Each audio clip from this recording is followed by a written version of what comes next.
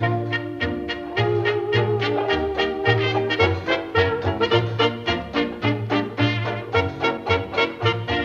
I go cleaning windows to earn an honest bob. For a nosy Parker, it's an interesting job. Now it's a job that just suits me. A window cleaner you would be if you can see what I can see when I'm cleaning windows. Hello, I'm Tim McCracken, the director and producer of this video, and also the proud grandson of Andrew McCracken. Andrew, affectionately known as Andy, was the father of Keith and Peter McCracken, and the cherished grandfather of Jay McCracken, now Simmons, Nicola McCracken, now DeHere, Richard McCracken, as well as Catherine and Elizabeth McCracken.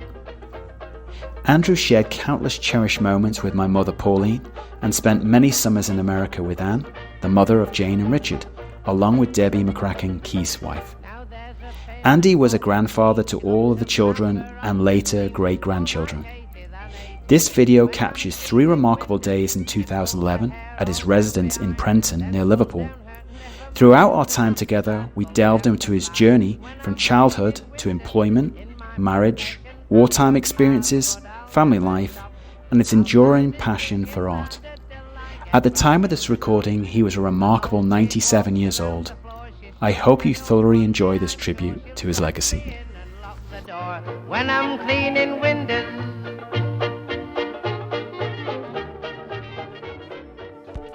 We're recording. Hey, Alright. you have a cup of tea? I'm going to get in there with you for a second. Let me give you a little pinch of story here. Yeah, it's all about me. The good lucky one and the ugly duckling. Oh, I got it from you. Got all the good looks from you. Tell me about growing up in Liverpool and the early days of Liverpool. What was Liverpool like back then? Where were you living? What was the environment like? What was it like being a kid growing up in Liverpool? Well, it was brutal, really. We're at a place you might get ahead of that, but that was a suburb of Liverpool. And we lived in a place called Beatrice Street. There was 8 of us. Traffic was like horse and cart mostly. Where we were educated was Bedford Road, elementary school, and advantage of a family. There was no chance of getting beaten up by anybody because of a big family. We were a force, like, at school even, like. Nobody ever took the mickey out of us in school, like. My brothers used to look up to me and that. Life was a lot slower. You'd spend half the day in the street playing some games. We played cricket with the lampposts, the wickets, you say. Yeah. And Feely.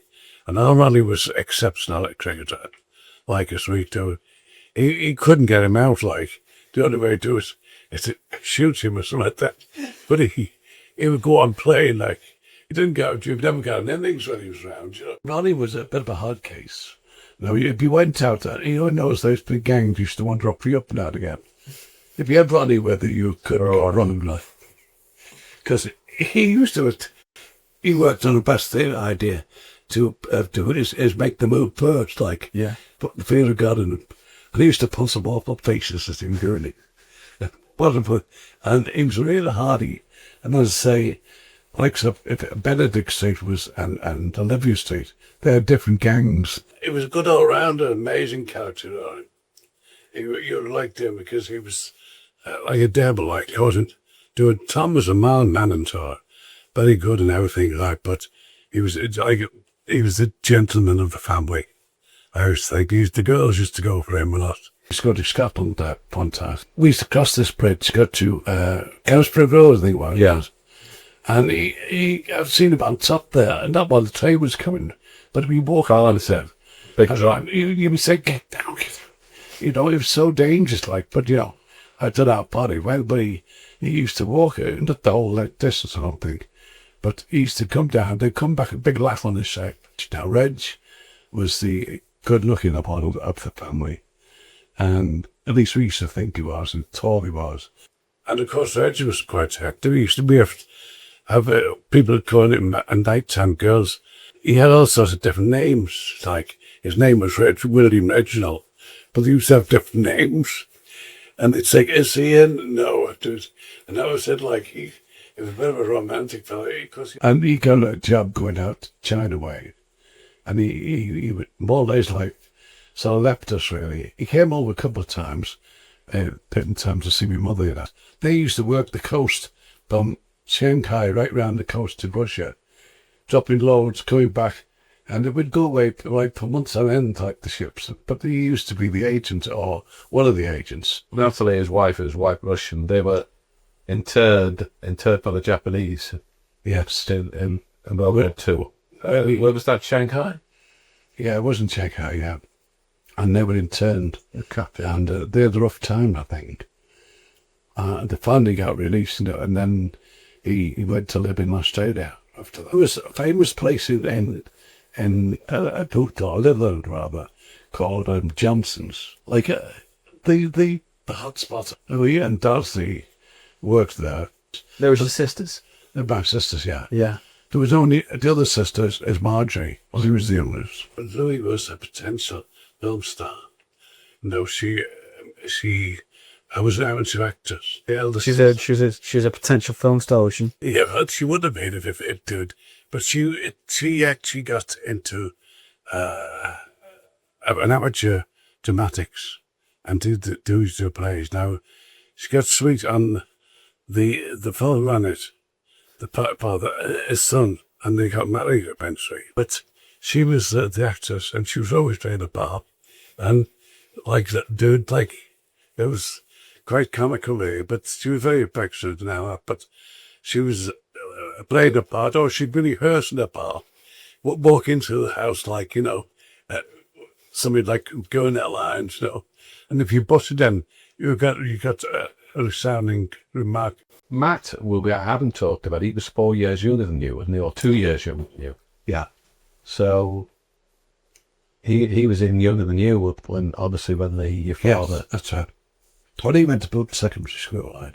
They all went to Booton Secondary except me. Tell me about your mum and your dad. Mum was a marvellous mum, like she brought us all up. My dad, as you know, died when we were rather young, like. I was 10. Well, he had an accident at work. He was a joiner, work on ships. But if we were slack on the ships or something like that, he would do like some work on houses. Tyson's were making houses. And I don't know whether he was doing repairs or whether helping to build a house. But he had this accident and half a leather, fell on his head, and of course, my mother didn't get much aid from anywhere. I can remember going to the front door and the Bobby there, and going to wish your mother. So I didn't think what would the thing go like. And then I had every mum cry out, and they around the rest of them, they all ran to the door like, and then we learned that he'd pawned out, and that was it. She was a widow then, and he would be about 50, so she'd be about the same age, maybe something like that. Your mum coped with idly kids. That's the amazing part about it. And she had to bring us all up, like, the likes of Dorothy, Marjorie, Tom, and Ronnie. They'd be all working and helping to keep things going. And Auntie Aki, which is my father's sister, I think she helped us a bit. But she was, I don't quite know what she did really. Just been dressmaking, things like that. What were your early memories of your father, Dad? All he was content was put my feet up to do it with the paper. There was no television. By the fire? Yeah. And his feet being like always in the fire, like, but it was a hub like.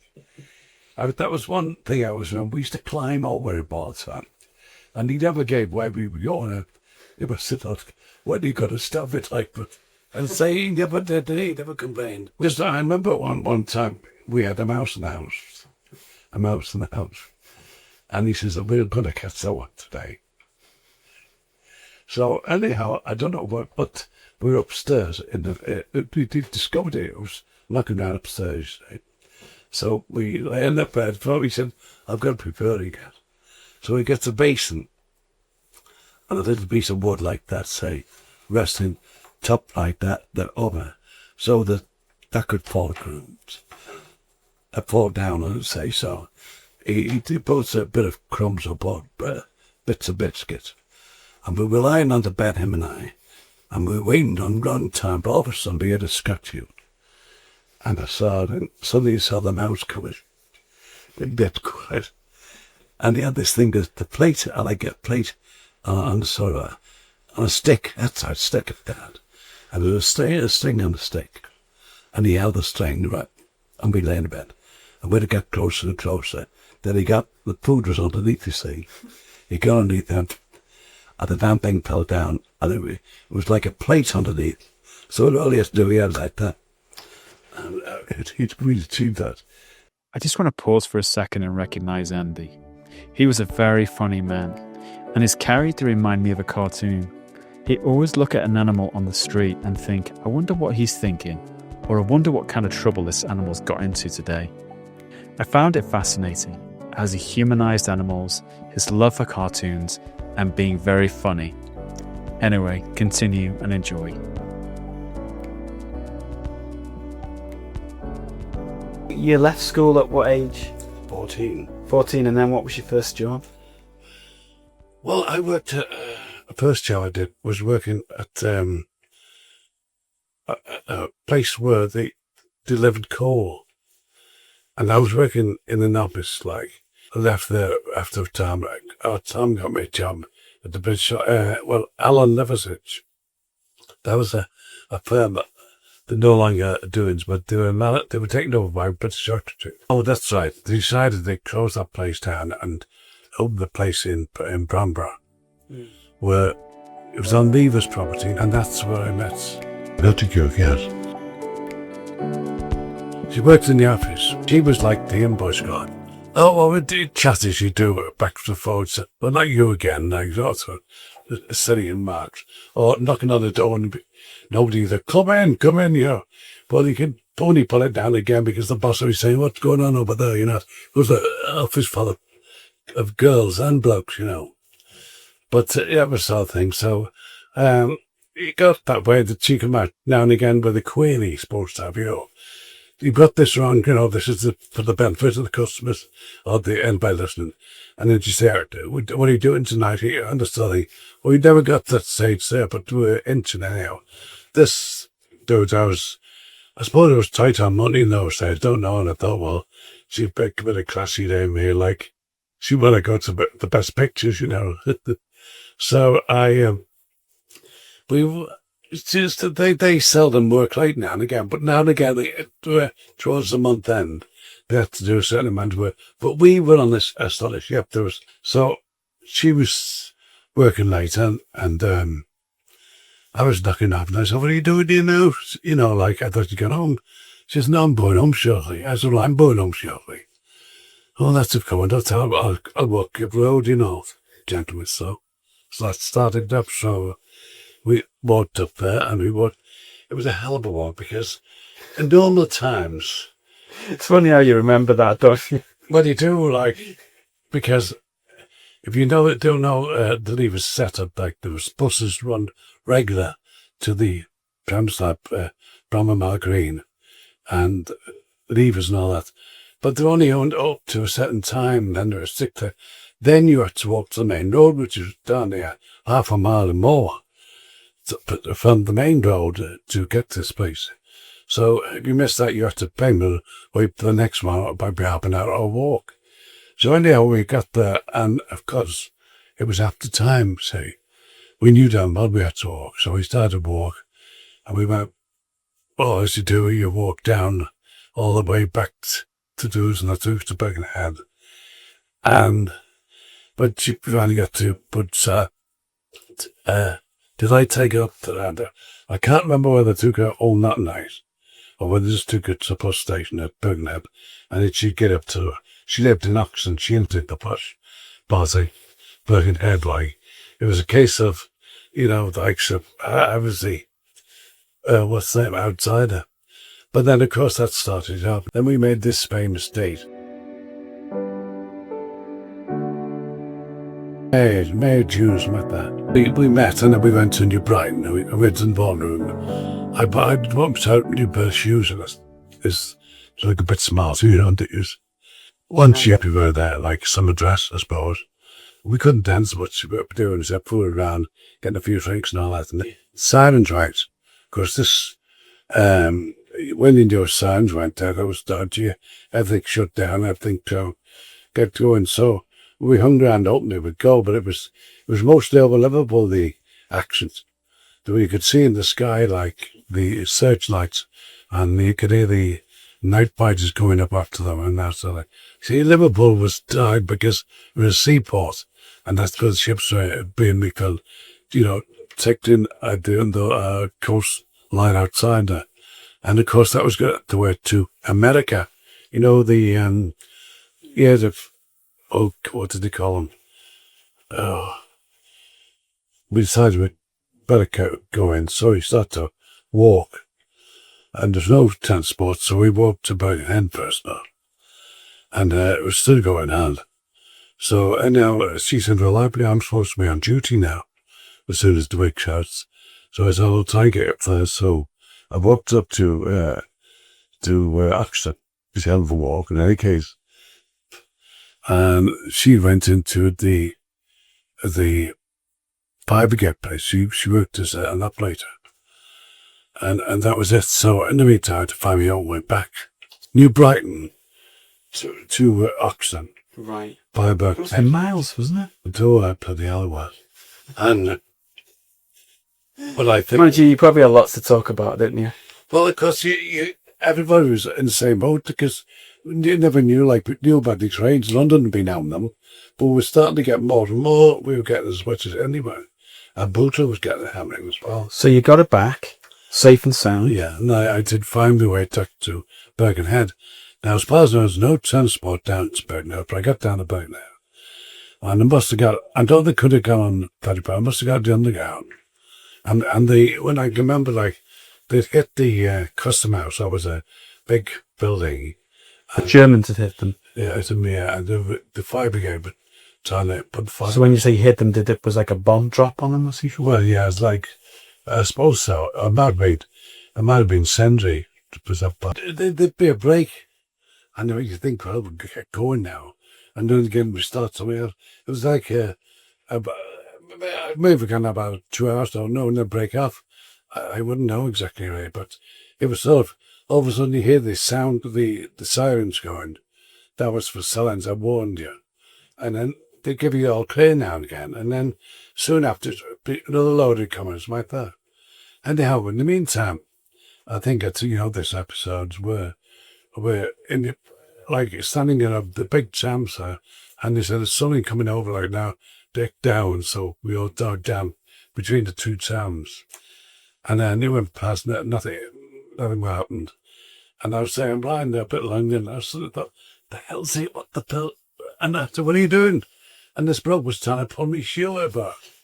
And he sort of, I don't know whether he apologised or what, but he was, now I never knew whether he was trying to pinch me shoes because they were new, or whether he thought I'd laid down too long and I'd caught some shrapnel or something like that.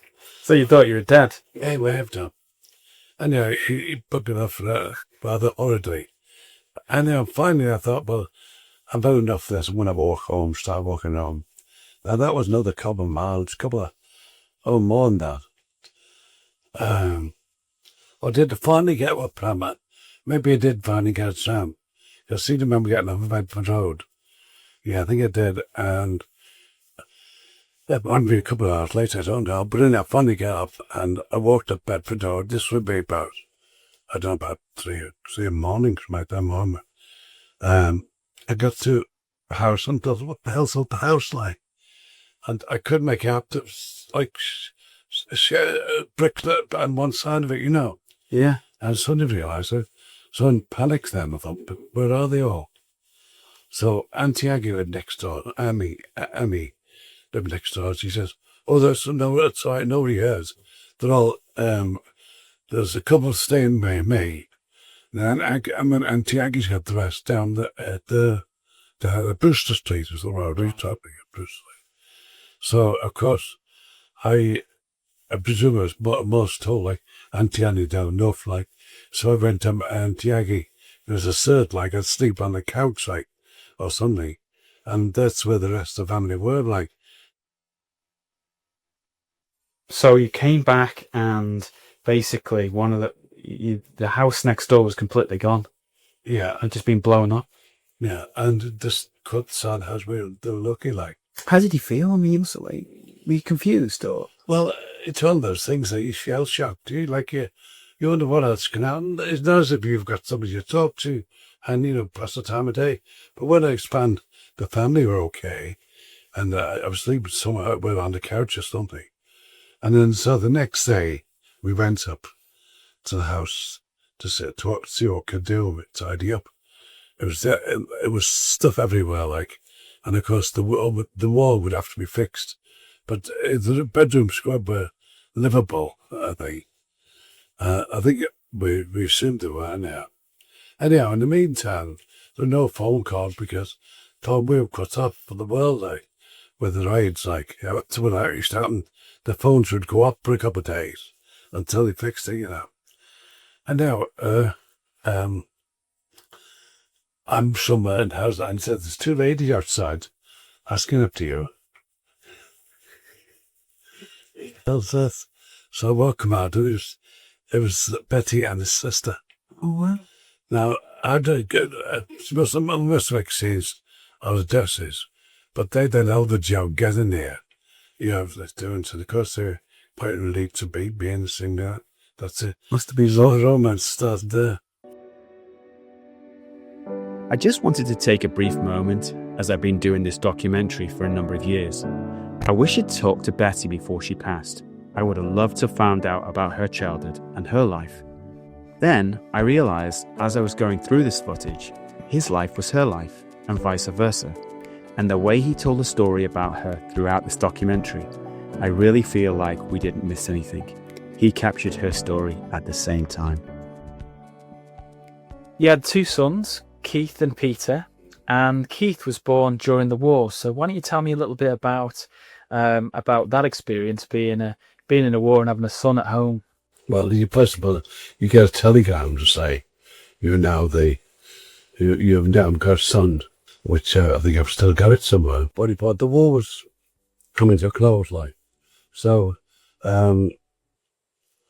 you wouldn't get leave right away. You have to delay the bit, and then you go, and you get a pass, which takes you back home, like, to England and that.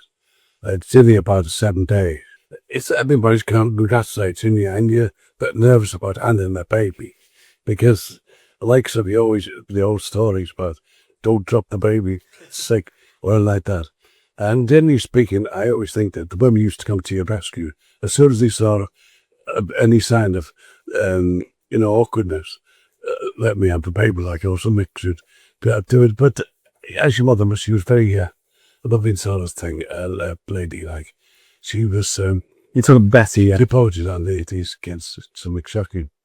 And, I mean, she was, I got away with murder because she used to do all that sort of thing. And the only time I used to do was walk around the room with him at night time. Then you're saying him, me and Peter. Peter. Yeah. Peter would wake in the middle of the night and would start on his soundbite and everything. And I'd be walking around the bedroom and do it. And I realised if we put pressure on him, it seemed to ease him down as if he wanted a bit. And he'd get asleep. Now you'd think, go to sleep. Yeah, Betty, take over. So put him in and we get him. And you just prayed by the time we got him yourself. He hadn't started again, like. But the things like that, like I remember walking up and down the bedroom with him, and that sort of thing. Like, so another thing, when I first came out the army, is when Keith born, a bit later on, like when he was born at 2. With me being away, instead of getting up at night time, Betty would bring the baby in the bed with her. Without me, Keith, would it? With Keith, yeah. Yeah. Now, when I come home, like I used to have to get out and go sleep in his bed because she'd be nursing him. Well, I'd be in his bedroom, things like that. But there was all sorts of other things. But as I say, you realise more and more just how important a loving mother is, because the fact that she devoted so much to them, it took the weight off me. Like, I go away with me. All I had to do was make a good daft now and again. I used to walk in sometimes with me shoes on my knees and them kept on like little old man coming down, looking on the doorway. And this used to be a big howl there, you see, because they didn't want to do it themselves, you see. So they'd have boots on there and come knocking on the door with caps. Old man, things like that. And because he used to go on that old claiming nice, sometimes, if it was particularly funny. And then, because and the likes of the sponge snowy things, I don't know who started it. Maybe I did. Something Ronnie would do as well. Ronnie would suddenly come in and he's on surprise when you got a wet cloth in your face. Then it would be that if you mayhem go out, and that would go off and people would be really laughing themselves silly or. Well, it'd be reading the comic or something like that, because a great thing about our family, we always had comics. These fellas used to get every comic there was, and they used to go on the days for certain comics, I think there were, well done. And they were likes of those comics in those days. Sometimes you think, did they give them ideas like about, raising the land and things? So tell me about the prefab. Well, the prefab was a really wonderful place. You could ride a bike through it. It was so big, like, I mean, there's no joke about it. They get you ride a bike and go into the back kitchen, go and turn around and go out again. And unlike the older houses, we had all the mod cons. Oh, yes. Fridge. Instead of we had thing, didn't we? Floor heating and ice lollies. Yes, out of the fridge. The big one, ice lollies. And it was really good, and it was the best garden in the world because it was very small and I mean big at the back, got a bit, and the others were backyards, you see. And that's why I love his mates like came to play. They used to be in our garden as well, playing football and that sort of thing. But the prefab was really out of this world, really. I was sorry to leave there because your mother wanted to go back to Bowdenhead because I think she thought it was a nicer place than Bootle. Well, it was a great move, wasn't it, Dave? Well, actually, she arranged with either the driver or someone to do the furniture movie, which is cheaper than what McHugh. Keith and I were in the back of the van with the furniture. And that's what do it. And when we come to this house, the grass was about up to here. And I must admit, they did both, but between them, they cut the grass. They cut the grass right down to do it. Finally, I got a mower, like, then we were more occupied. But the grass was really out of this, like, a little step up, like, when I first went to work and said, I'm living in Prenton now. Prenton. Like I said, I started going, if we'd said, like, Palace, like, they would, it's down like it was Countess, Oxton and Prague and Prenton. That was out of the, what's the stage. And we were living in, I didn't like say how the burnt you got there, but it was a puzzle me first to realise, because Betty's folks come from Oxton. I think that was one thing. She was a bit of a snowball with that, like, come from a nice neighbourhood, and Dad had a shop. This is greengrocer, isn't he? I'm not a member of the Conservative place. Well, a very informed person, really. And Lola went to private school, didn't she? Yes. Park High School for girls. Yes, I think she's very smart as well, really. We're talking a little bit about going on little excursions or little weekend breaks, holidays. Well, this was a weekend break, and a day break for your winters of Southport. We'd been on everything. And then we come to a fairground, and I suggested we went on the Big Dipper, like a dipper or something like that. So they were, I don't know whether they were eager or not, but I thought, well, I've said it, I'd say, if I'd show chicken now, it'd be crazy. So then I took them on. Betty didn't go, but we went on this thing, and this was the weirdest thing ever, like. It was up and down here. And when I come out, these two abs were shaking. They were grey looking. And your mother playing the hell with me. She just, you're doing me children. She was really upset over that. She was giving them all the sympathy they could. And I got the doghouse over it because I'd stuck with that. I wasn't being too good myself, really. But that was always since has them in mind that I seen them, they look ashen or they come up as if like they've been whether there's something happened on there that I didn't see, but I must admit it wasn't the most enjoyable ride.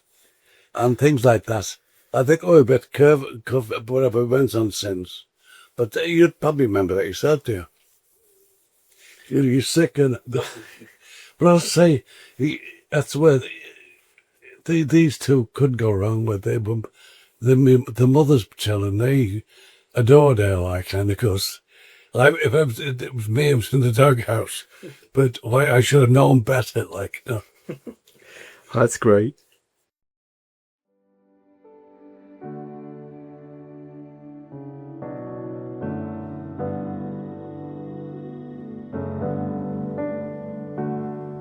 We used to come home from school on a Friday, and not knowing we were going to come back and spend the weekend in Prenton, you know, you just turn up. Yeah. And I think either you or Grandma would come up to me and say, "Would you like to come to our house?" And we'd be like, "Yeah." And we'd already have our bags packed. And they're in the car, you know. Of course, I hadn't retired then, I think.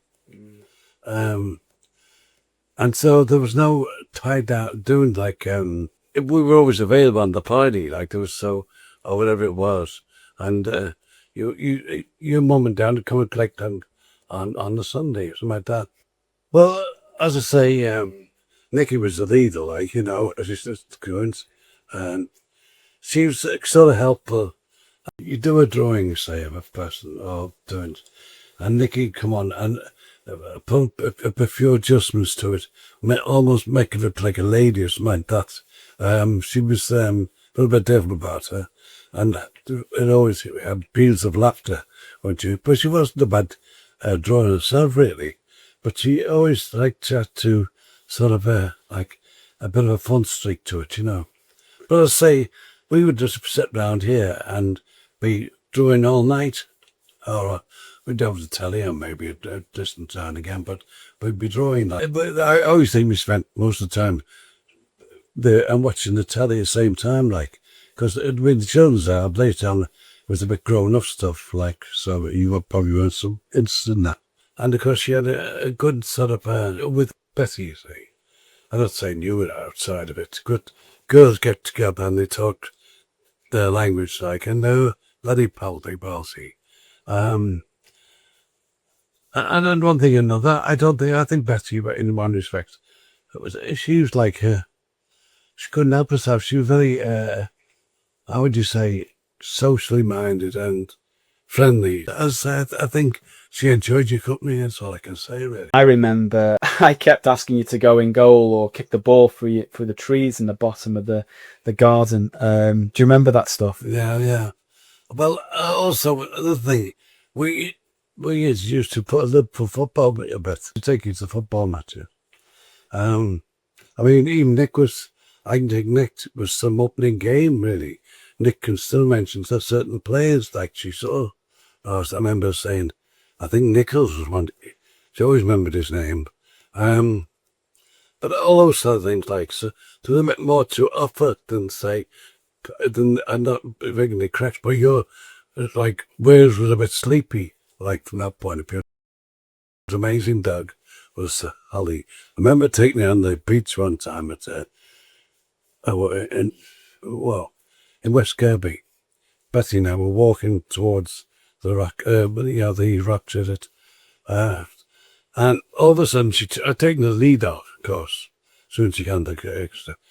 She took up, like, and I thought, where the hell could she possibly go? She was going like to clappers, like, and just disappeared out of sight. And she must be on the seafront. I thought, well, I've got to go down by her somewhere. And we hung down a bit and thought, she must know it. So I started whistling and all sorts, no sign. And then all of a sudden, Betty said, look what's coming, like a million miles an hour. And it was him, shoot along as if, where the hell have you been, like? It was as if we were to blame, like. You know, it's funny because I remember a lot of the times, you know, you might have asked us to go on a walk and we were like, no, we want to watch TV with Grandma. And you, you know, you'd come back and Doc Holly almost didn't have any legs left. I mean, You'd be just lying by the fire, just out for the count. I mean, you used to go on walks for hours. I know, but it's the same as even the top of the road here, where I was showing you the other day where the playground is, the back of the houses there. We used to go in further down, of course, and I'd go on there and she would be away, because there was trees all around. You just couldn't see her. Right. So you'd go and that was it. She did have a bit of a thing for disappearing and then coming back, and maybe a half down. Like human looking down the tree. I think I'm past yet. I'll come out this way. It's like a human donk, really, because you see some of the things she got up to. Suddenly, like you'd be saying, what the hell is she? Obviously, it wasn't just me and Nicola had amazing times here. I really remember, obviously, because it was a very unique situation, having Jane and Richard come here, and Uncle Keith and Auntie Anne. And it was just amazing when we all got together. And a lot of times it was a Christmas or an odd summer that they'd come over. But when we all got together, there was a lot of creative things that you pulled out. Do you remember that? Well, it was both football. I knew jaws were aching at the game. And as I say, outdoor would be, we had a 9-hole golf course here, 8-hole golf course. I know, it's like Volleyland. We kept the gas very low then, and I think we still got the putter. You did have a football tabletop, and I remember, I think Richard probably remembers this as well, is that we needed a cup to win, and I think you came out with a leg cup, and I think we were very, very proud of that. Every time Keith came to the door, when they come, Jane would be invariably on his shoulders. It's like Lord and the manor, like she could dominate from that position. Yeah, I went to Chester. I suppose Jane, of course, went to school and then went to work finally. She had quite a good job, really, Jane. Richard, when you used to go to Minneapolis, and you're a big cricket fan. I think Richard was very much into baseball, so so it must have been a bit of fun, mustn't it? No, well, baseball, he could get all the gear, the glove. Yeah, and he could hit a ball. I saw a couple of his games where he played for a school, what doings. Yeah. He used to play it on a Friday evening or something like that after school. A new chapter began in 2000 with the arrival of my new cousins Catherine and Elizabeth McCracken. As Jane, Nicola, Richard and I entered adulthood, it was their time to experience Andy and Betty's continuous love for our family. Let's not forget the other ladies in Andy's life, who also shaped the future of his grandfather title. Anne Shaw McCracken, Debbie Geiger McCracken, and my mum, Pauline McCracken. Andy and Betty both supported and fought for Great Britain in World War II. This should not go unnoticed. And no doubt in the back of Andy's mind, the thought of a young couple just starting out their lives and dealing with the World War, separation and survival must have been difficult. Andy talks about his training and his deployment through Europe, ending in Germany, with of course a funny moment sharing a dinner with an ex-German bomber and their German family and cuisine. Enjoy.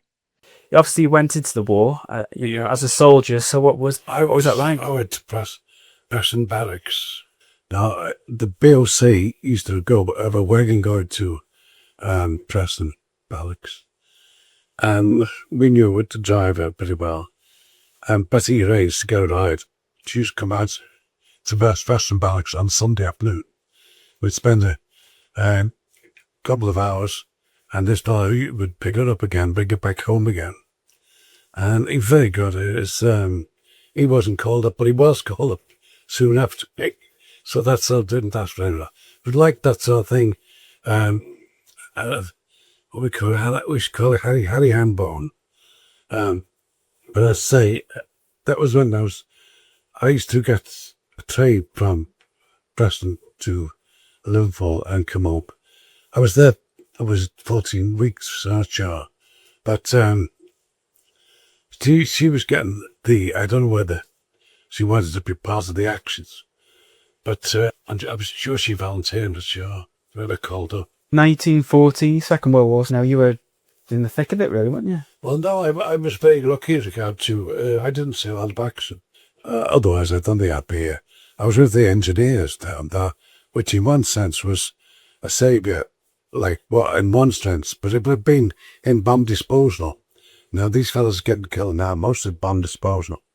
I know the stuff, like, as regards to he's sweeping around to try and find where a sound would come from. But I think these days, they're so thick and they've specialised in it, that it's fooling to some of the experts, you know. So it's getting to such a stage that they've got to be, they can't sort of march mode. They've got to sort of, every inch of the way, like, or go on a vehicle. And it's, in my opinion, it's proving upon the majority of these people that's being seen up at the moment. We used to go in, do this, a mine would be planted and you had to try and find it, you know, because you could have bought it, because you knew it wasn't live, but the idea is you had to pretend it was the real thing. And then we would bridge building and other little things like sappers are supposed to do, dig tunnels, you know, to try and come up behind the enemy. But it was quite an easy, like, train session. Went down south first. At D-Day, I was in London, in Croydon, and we were put up in being gathered. All leave it being cancelled.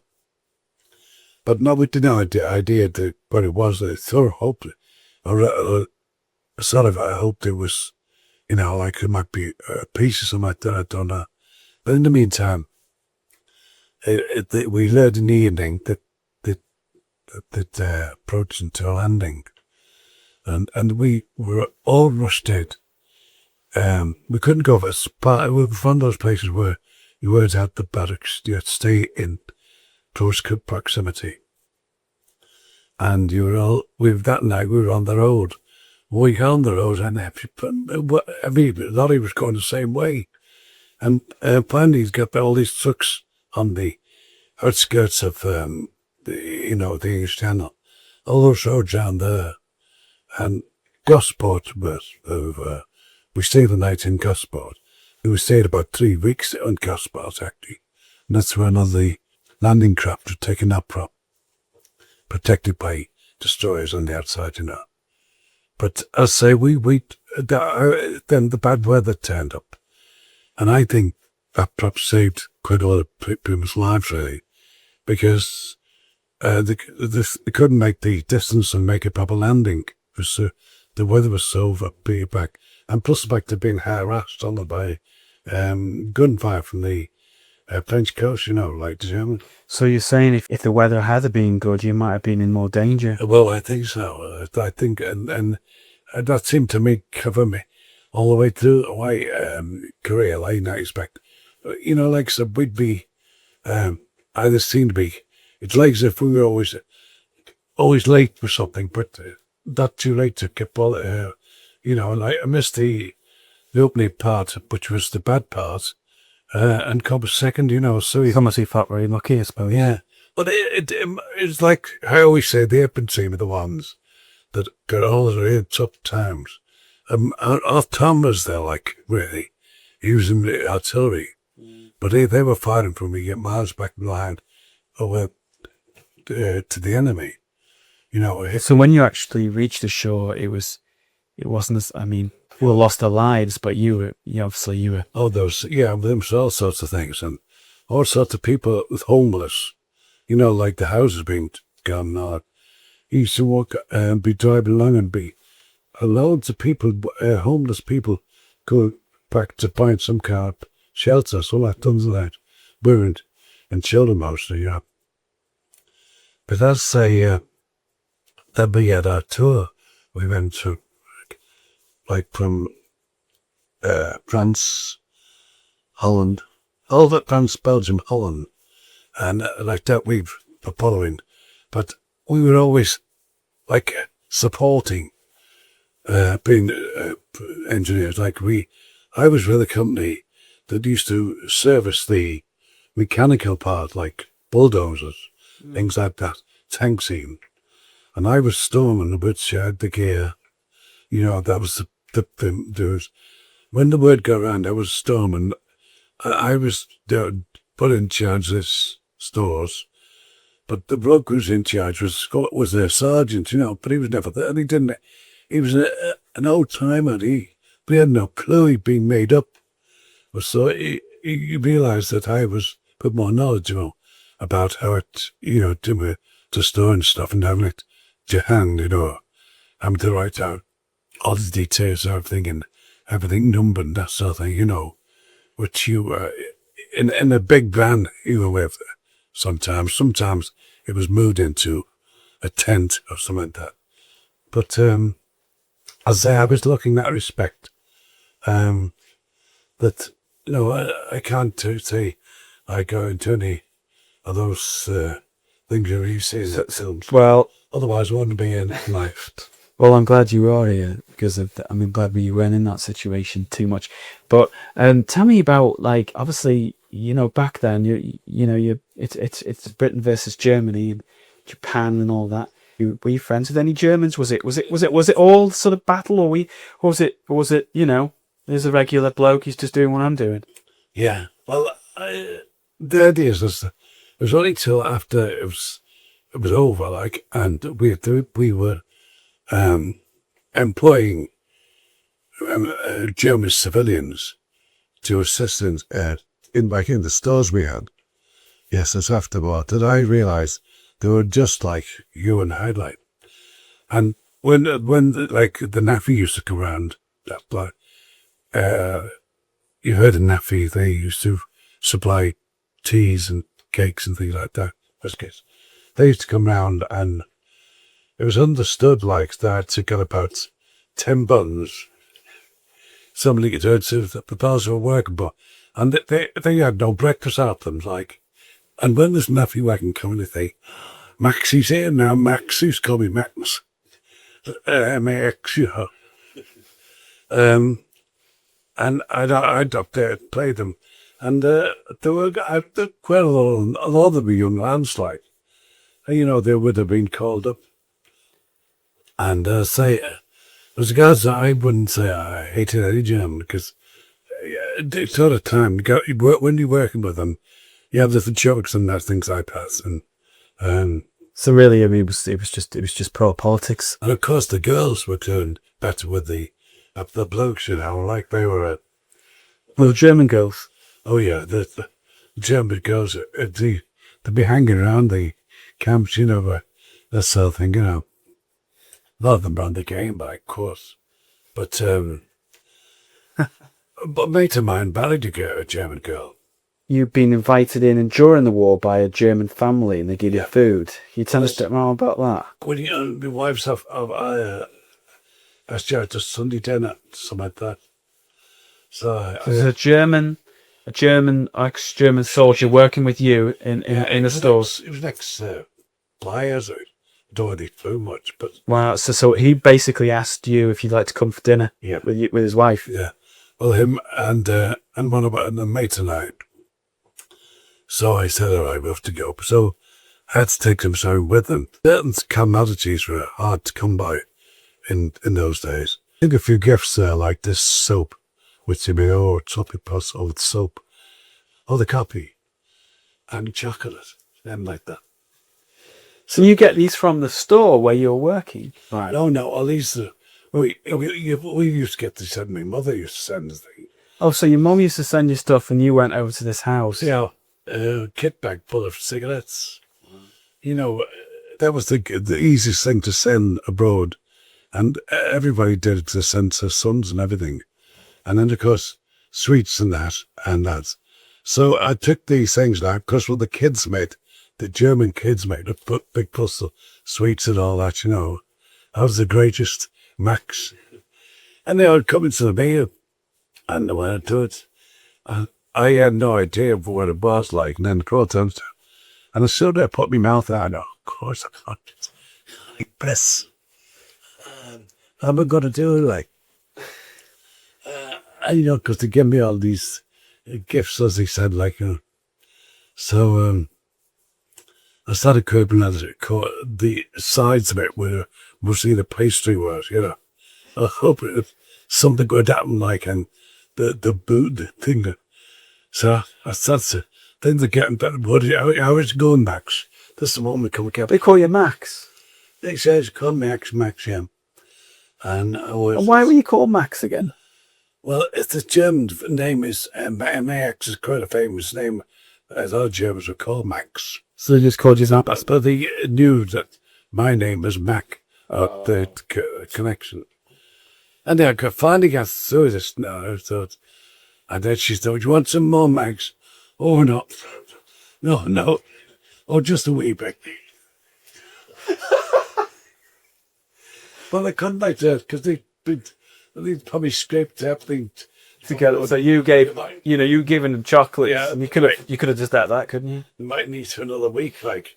So that must have been, I mean, you see in the films about Germans, and it's almost a little bit sort of hatred of them, really, and in a way, you were all just regular people, Yeah, just two different countries. think about their meal, which just brought back to mind again. It was fruit and all sorts of terrible. It's so funny. You're probably trying to be so polite, weren't you? Nay. You're trying to be polite, but Well, on it. and this one was so thankful. Like so fun. She was a nice kid altogether. That was Isabel was I think he flew. I don't know as part of the crew. I don't know if he actually flew the plane. So isn't that amazing? So you're sitting in a house of a German bomber who previously could have been dropping bombs on Liverpool. Yes. The final chapter in this documentary is Andy's love for art and his influence he had on me for my career and the rest of the family. I think it's quite fitting to dedicate this last chapter to his brilliance of creativity. Seems from all of us who are part of the McCracken family, I've got an artistic streak, and I think we all think it drives from you, because growing up and watching you draw and all the paintings around your house, you've been drawing since you were a kid, right? I mean, how old were you when you started drawing, Grandad? Well, we was very similar, but we used to all draw. But as a matter of fact, the best drawer we was all Ronnie. Yeah. Very funny cartoons used to do. Emulate him. But I always remember he stuck out. So when he did a drawing, it was really, it could almost walk up the drawings. And some of them were like drawings up at the comics, like of the Beano and the Dandy. From my perspective, every time I saw you give us a piece of paper, a crayon or a pencil, and we draw. But a lot of the times we were looking at you, and you used to draw out the paper, right? I mean, I do that, still do that. I mean, if I see something in the trumpet notes, I used to do it like footballers and things like that. But you don't see much. Most of the papers these days, if you look at the paper now, they're mostly women, and Jenny, they do with fashion. it's obviously a hobby for you, but you took that a step further, right? And you went, when you were retired, I remember you going to art school, is that right? That's right. And wasn't there a story about life drawing and Grandma not liking you doing the life drawing class? Well, I don't think she ever objected to it, but some of the blokes suggest it.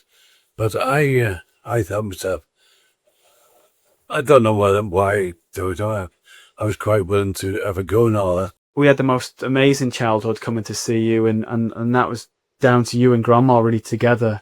Well, like it's like everything else. Like your parents were young when they had you too. We thought we were giving them a break, from them both work and all that, and also the things. And as we know, like you kids enjoyed coming to see us, so everybody was happy. A lot of years have passed, and of course the kids make up for it because they are part of the settle. Have you managed that thing? I mean, to see this character here, I can think of his mother right away. I was the same as Keith. It's just something you know about it. It's essentially her, like. Well, She was a very, well, I would say loving type, especially to kids. I'd get a rough time, but they'd have it then. was always being around, but that was part of the life. And as regards to stopping papers, she'd think nothing of walking out the door and saying to them, and next thing, the door would open up and she'd throw one in your face. And of course, that starts up. And the likes of him was around, it never stopped. It was an evening where you wonder what the hell it was coming, especially if it was something good on the telly. Well, Grandad, it's been amazing to listen to all your stories, and thank you. I love every moment of it. Well, it's you're all part of it, you folks. Part of my life, in a sense. And your cheers. Cheers, Grandad. People talking now. Cheers.